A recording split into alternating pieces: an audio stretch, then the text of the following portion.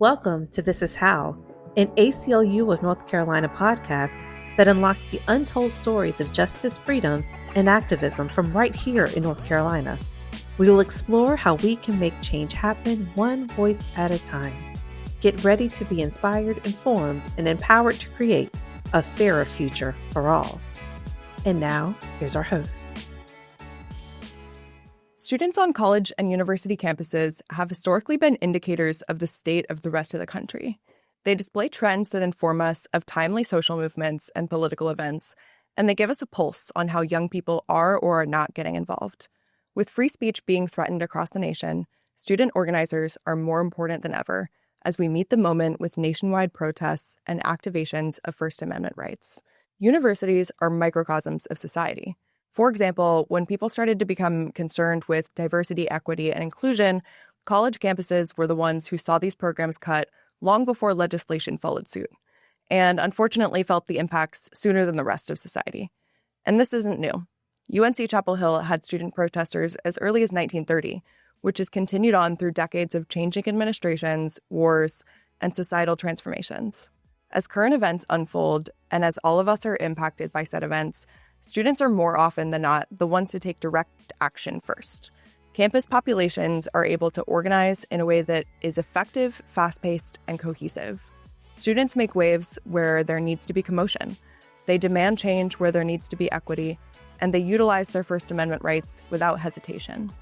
Here at the ACLU of North Carolina, we are ongoing defenders of students' rights to organize, which is why we are here today to speak with Netra and Lucia of the Campus Y at UNC about their organization and what it's like to be student organizers in today's political climate.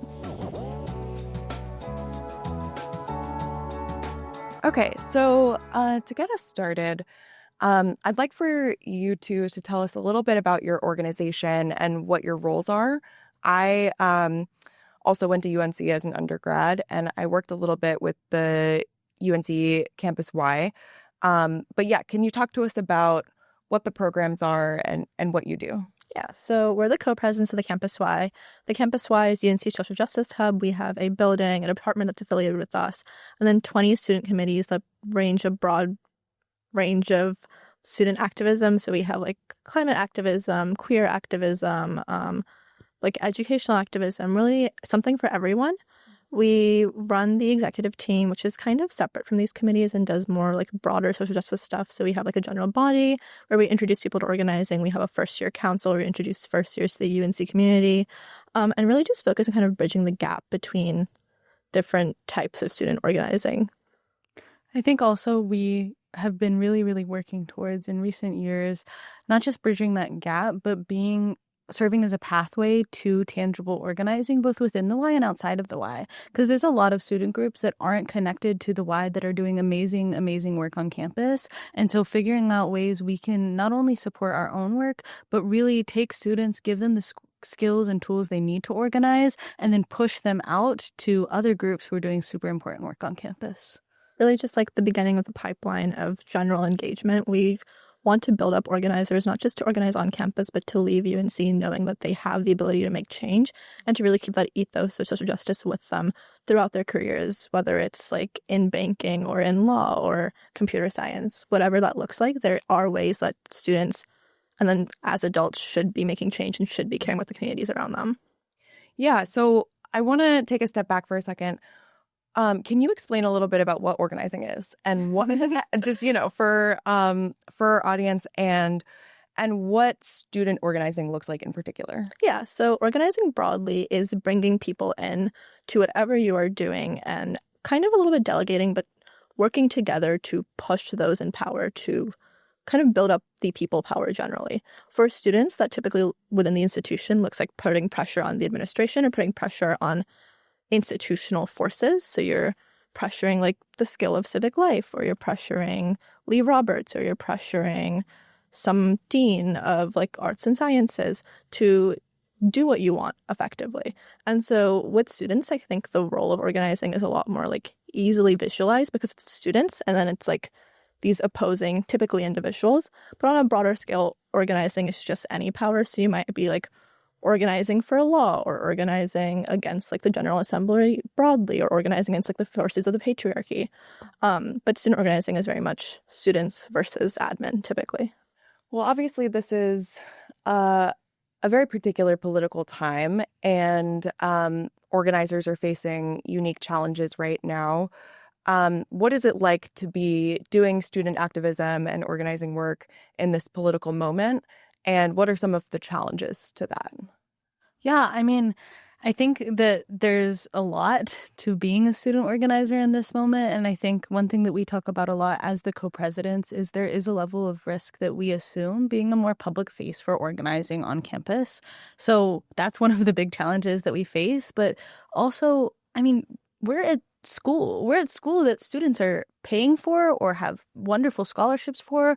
And we have a lot of resources available to us, but most students are trying to pursue their education. And balancing education with pushing the administration who is providing you that education is a difficult thing to do. And so I think being in an organization that's really trying to bring people into our work and bring people into an organizing space and show students the importance of the work that we're doing, it's a really big barrier that we face of like, how do we work with students to balance their school life and also balance the fact that they're trying to push the administration who is providing them the same school life, because there's a lot of fear and there is necessarily risk there. And so I think being able to bring students in and engage them and being able to assure in some way to students that we can keep them safe to the best of our ability, or at least that there are resources and structures that can be there if things happen, is really, really important. And I think just a constant challenge we face of like, how are we bringing students in and also affirming them in their concerns and understanding that those concerns are valid, and working together to really navigate that, as we do really want students to get involved and go down this pipeline that we talked about of really, really tangibly getting involved with making change on campus. I think especially in this moment when we see this like newly empowered right, where our university specifically has been acquiescing to the demands of these like external entities, students are personally afraid. Mm-hmm. We had a conversation with our executive team that lasted about 2 hours talking about the risks of us personally being doxxed, not the administration taking our education or being suspended or losing a scholarship, which are all things that have happened to student activists in the past, but personally being called out on a Twitter thread by TPUSA or personally being called out by Fox News. And again, Lucia and I like get DMs on Instagram being like, hey, you're co-president of Campus Y, right? Can I have XYZ? Can you do XYZ? And it's great that people feel comfortable coming to us, but we're public figures. And our executive team, which is 14 people, and our committees, which have about 20 people on cabinet and then 2,000 members throughout, have this like fear of engaging in ways that they didn't sign up for and for being really just doxxed effectively, whether it's by like adults, whether it's by fellow students, whether it's by just like outside entities. And it's a scary time to kind of experience the fact of like, I might lose my education, but I also like might get death threats. And I think we see that like right now, it's right after Dwayne Dixon was put on administrative leave at the call of TPUSA and Fox News. Like we're seeing this very active fear that students are next. And it's not just professors and it's not just people who are professionally employed in these spaces who are going to be held accountable for their actions and affiliations that are completely separated from their professional lives. Mm-hmm. Yeah, I think that what you said, Lucia, is really significant about the balance of power between the students in the university, because the students have obviously a lot to fear, as you're saying, from the university and from the community at large. But the university also is in some ways beholden to students because students are financial shareholders in some ways. Like the university is in the case of UNC is state funded, but is also receiving tuition from students. And so there's a complicated balance between those two things that I think as student organizers, I imagine you're kind of always navigating. So along those lines, have you had any recent experiences that you could share where in specific instances where you were affected by that kind of fear that you're talking about of being doxxed or of like threats from the university? I think I mentioned earlier, Dwayne Dixon was recently put on administrative leave by the university, and Campus Y and a few other student organizations put out a statement saying that we condemn the university's actions, we call for the university to reinstate Dwayne Dixon, and we affirm that we at Campus Y are democratic and inclusive, or anti-fascist and anti-racist, and call on the university to make that same promise. And I would say, generally speaking, that's a pretty PC statement. We're democratic, we're inclusive. It's like not very, or shouldn't be very controversial. But it was really scary to be like, for us to say that we're democratic inclusive could get the university to suspend us. And again, that point of like public facing figures, like not just us, but also our executive team, we're like, we are really, really worried about putting our name on this. And we're worried to say that we're democratic and inclusive. And like that level of kind of fear over specifications like this is scary because it limits who we are and what we can do so acutely. Like, we're really trying not to preemptively comply with things like this, but it's hard not to, and it's hard not to be like, I like can't afford to be kicked out of the school, or I can't afford to be put on leave because there goes my education, there goes my future career. And so I think it's kind of like Lucia was saying, like uniquely difficult to be a student because it's not just like this job that's at risk or this one thing. It's like the foundation of your entire life and your entire professional success that could be put at risk. We also have, specifically with international students, a lot of people have expressed fear about like having their visas revoked if they're working with the Campus Y at all, or if they're working with student organizing at all, and not even in a public facing way, but just like coming to our general body meetings, coming to our community mixers. We're going to have a gala, and I'm sure there's going to be like some concern about coming to a student run dance, just because of this idea of the optics of student organizing being so uniquely weighty, not just from our like local like administration, not just from the North Carolina General Assembly, but also like on a federal level. We're at the intersection point of so many different forces of power who are actively anti-engagement. I think also one of our committees in the Campus Y, which Netra is a part of, does reproductive like mutual aid work, like for reproductive products, things like that. It's called Raunchy, and they're doing free Plan B distribution, which is controversial. And the Daily Tar Heel did an article on their distribution, and if you read through the comments on the Instagram posts, they're pretty disgusting. Yeah. And there were administrative concerns about the way that that distribution was being handled. And like this, there was a lot of kind of like disgusting, hateful conversation about what they're doing. And again, that's pushing the boundary a little more than it is to say that you're democratic and inclusive. Yeah. But at the same time, we have committees who are trying to do work that is so, so important for the community. This is something that's incredibly beneficial and supportive to students on campus. But then at the same time, what you risk as you make it more public is more risk upon the people who are trying to keep those structures alive. Yeah. So yeah, I think there's a lot of instances. We could probably talk about so many more of these things happening, and they will continue to happen because it's a necessity of our work. Yeah. Well, so we've talked a little bit about the unique opportunities that students have to engage in organizing.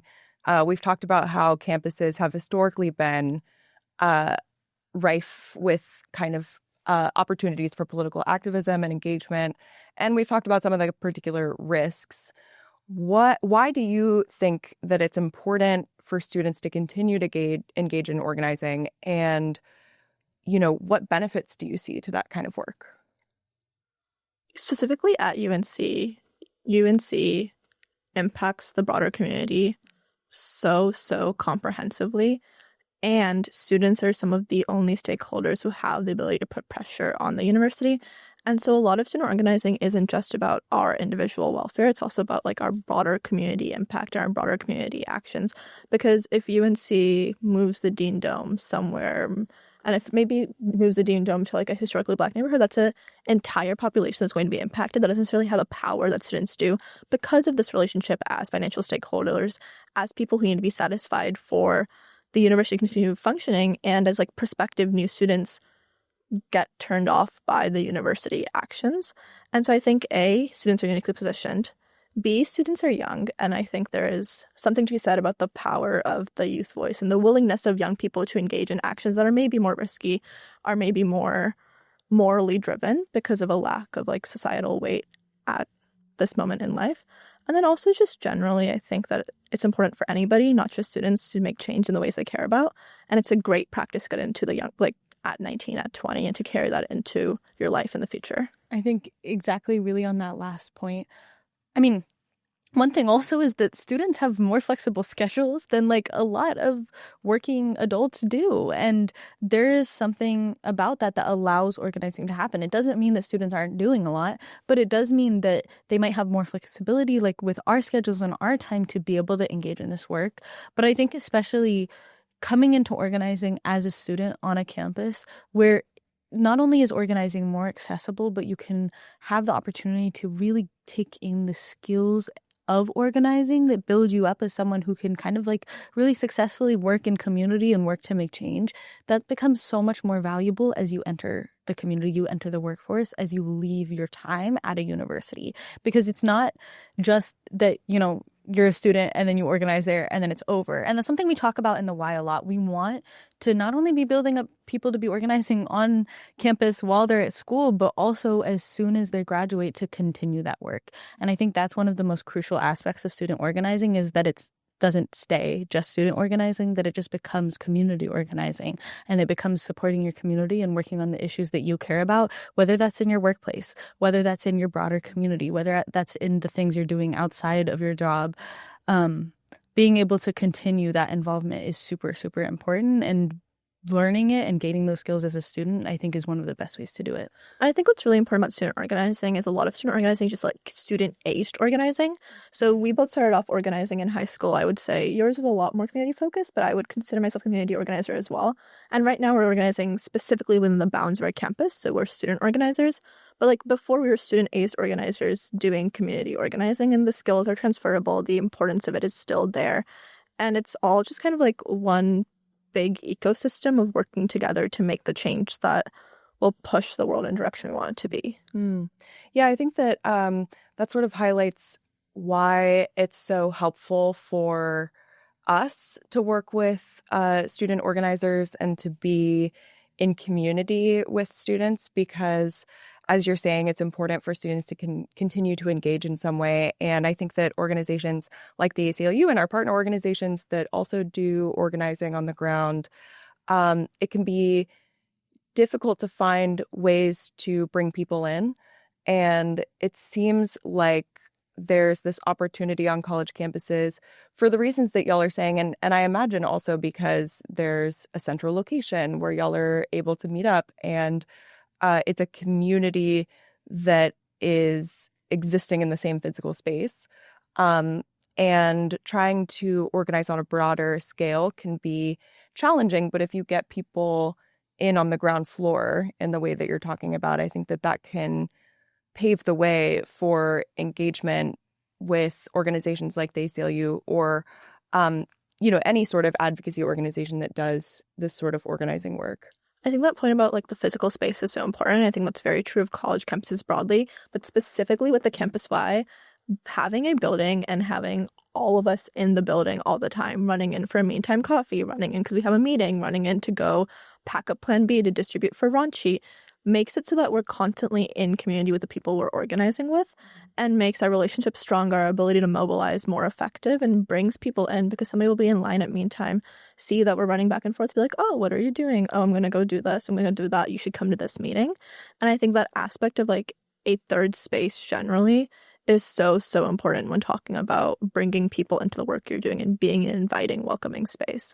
So thank you for bringing that up. Yeah, absolutely. And I think that that's something that doesn't always exist beyond college. Yeah. And so it's such a great opportunity to, to create these connections with people. Yeah. I think that that's something that we are always trying to do in new and creative ways. And I think that working with students has been such a helpful step in that process of being really engaged in our community, because of course the college campuses are a part of our communities, and and as you said, a really influential one when it comes to, the impact that the universities have on the greater area and the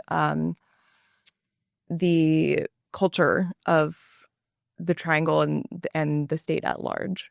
Yeah, I mean, the triangle is effectively 3 universities, so very much, I think, like, it's really easy to think of college campuses as like secluded, isolated spaces, but there are reverberating effects of everything that happens on a college campus. And at the rally for Professor Dixon, I saw Duke students who are organizers at Duke. And so not only is there that like connection like inherently, but also student organizers actually work to support each other. There's a huge movement going around at Duke right now, and a lot of UNC organizers have gone to go support their work because we're all connected, and also as one campus is fighting for what they're fighting for and what they're looking for, and as one campus is also fighting, then our struggles are not only intertwined, but also we can help each other. As they get successes, we can also get wins more easily because of their wins. Yeah. And then also, like, you see a lot of community organizations really working strongly with organizing on campus, like Triangle Radical events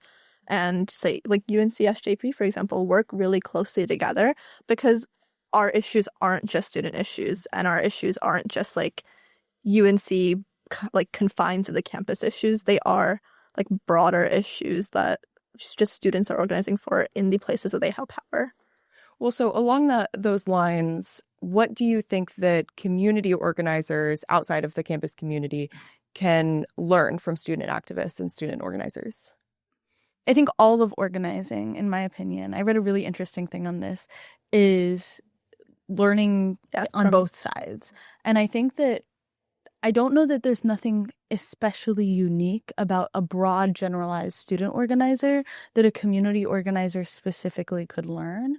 But I think that in every different context of a university, in the context of UNC and everything that we're doing, and like our unique work as the Campus Y, because this is a very unique institution to be a part of, our lessons from that can be things that the community organizers can learn. But then also we have so much to learn from community organizers. As someone who came in to more community organizing as a student at like 12 or 13, I had so much to learn, and I really, really did not know what I was doing. And I still can't claim to know what I am doing. I can claim to be doing the best of my ability, but I think also so many of these community organizers not only are informed by being out of school, being in a job, but by working in a tight-knit community that has developed through years of like culture and you know what I mean, like having that connection with each other. And I think there's something really, really valuable about that kind of experience that students, even though we're physically in the same place, don't necessarily always have. I will say, I think like the big difference between like community organizing and student organizing is the turnover. So student organizing operates on at maximum a 4-year strategic plan. Community organizing is typically operating on a 50 to 100-year strategic plan. And so you have different goals, different tactics, different strategies. And there's something to be said for each of those. But I think if we're looking at community organizing, students are really good at mobilizing and students are really good at making things happen in 3 months. But there tends to be a lack of follow through that I think is what we're trying to really pull in from our background of community organizing, of how do we set us up to like not have this institutional memory loss every single time a new co-president is put in, because a new co-president put in every single year.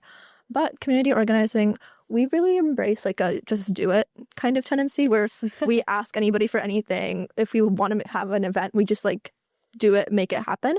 And I think in my experience, I would say that like audacity is something that gets really, really filtered down when the older you get and when you go into community organizing. And so I think student organizing can draw from community organizing's like intentionality and long-term strategic planning, and community organizing can draw from student organizing's audacity. I think also like we literally depend on community organizers to maintain the longevity and our institutional memory, because come spring break, me and Netra are no longer the co-presidents. Come a few years from now, we're not even here anymore. And that is said for every single co-president, every single organizer, no matter what they're doing on this campus. Within 4 years, they're gone. And we can do as much as we can to set up structures that maintain that institutional memory while we're here. But we're working with alumni to help provide that information to the next years of students, because we need community organizers who are still going to be here, who are still going to be supporting the work of students, whether that's professors, whether that's people outside the community, but who have been in conversation with decades of organizers to keep that memory alive for us and help maintain those structures that we so desperately need to be able to work towards a decades-long plan. Even if that's not something set in stone, there are things that we're fighting for that can never be solved in 4 years. Like, we know acutely what happened with the Palestine encampment on campus. We have it written down. We present it to, like, new first years when they come in, and that was 2 years ago, so it still feels like ancient history, some of them. But, like, we look at Silent Sam 2017, 2018, we don't know anything about that. We'll be talking to people who graduated maybe, like, 3 or 4 years before we came onto campus, and the amount of information they have that we just don't have access to because there's this intense turnover rate is difficult. And it's also just like a goal for us to be able to make these archives, to make this like intentional approach to keeping institutional capacity and institutional memory.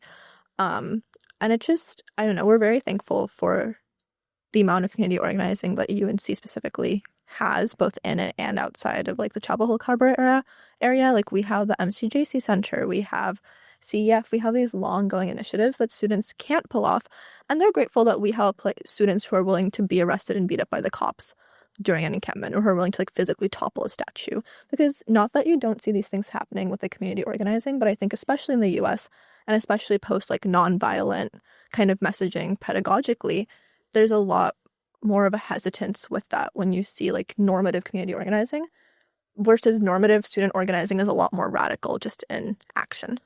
Speaking to that longevity that y'all are after, what do you see as the future of student organizing, and what makes you hopeful for that future? I don't know that we know what the future looks like. Yeah. It feels like everybody says this, and I think every year is about this, and also it feels like we're at this like intense pivot point where we're at like the stage of either the administration really forcefully shuts down student organizing, or we keep going to a degree that's incredibly like empowered and engaged. Because like we saw the Dwayne Dixon rally a few days ago, tons of students were out there, and Lee Roberts said that it was a terrific protest and he's glad that people were able to use their voices. When you're organizing, your goal is to make the people in power and comfortable, and your goal is to push people. And if we're looking at a protest that was arguably super successful, where the outcome as intended happened, and you're not making the people in power and comfortable, you're not necessarily able to organize effectively with the tactics that you have used historically. And so there's just this question of like what that's going to look like. But I think, so as Lucia mentioned earlier, I work with Raunchy, and it can be really hard with organizing generally to know that you're making an impact. With Raunchy, we have the numbers. We know 64 students on campus were able to benefit from free Plan B. We know we've distributed like 2,500 condoms, so X number of students have been able to like engage in safer actions, stuff like that. And I think just having like quantitative validation is really helpful.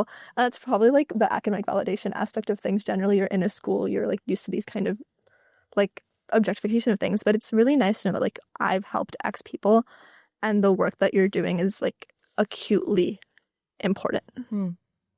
I think for the future of student organizing, I just hope that the why can stay for a good bit longer, because I do think, I mean, when we talk to alumni, we talk about this idea of there's nothing like the why. Yeah. Because there isn't. There literally is not another campus why. No group that functions like us, that has its own space like we do anywhere its own in space, this its country. Own money. Right.